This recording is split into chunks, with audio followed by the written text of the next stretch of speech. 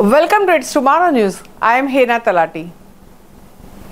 Gilma, Hector to approach Hawaii as tropical rainstorms.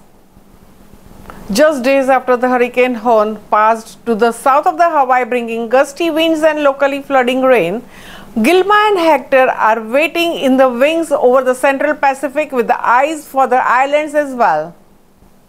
AccuWeather meteorologists say the second and the third of the trio of the tropical cyclones will make a run at Hawaii within the next week, an extremely rare feat. Gilma peaked as a Category 3 hurricane over the weekend, but the winds were slowly declining early this week. Tuesday night local time, the tropical cyclone slipped to tropical storm status with 50 miles per hour maximum sustained winds.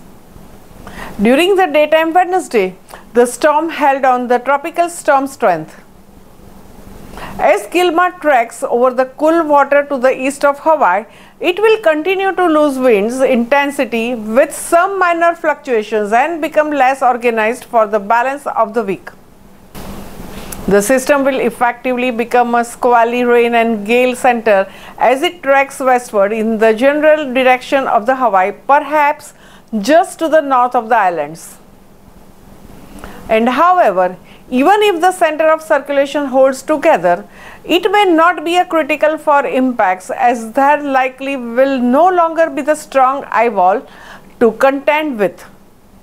Instead, its gusty showers and drenching thunderstorms will be more spread out and could bring more impacts than a small compact hurricane.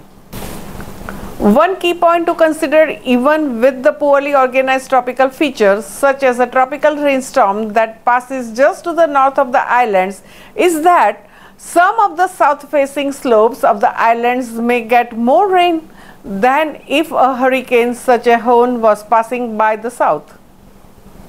While there can be a localized flash flooding and landslides and mudslides, much needed rain might occur in the hard-to-reach drought areas. Typically, rainfall is plentiful in the north and east-facing slopes of the islands due to the northeast trade winds. The northeast trades create a rain shadow effect on the south and west-facing slopes, which leads to the dry brush that is susceptible to the catching fire. And a storm passing by to the north tends to help pull some rain into these arid locations, while a storm passing by to the south just amplifies the trade wind effects.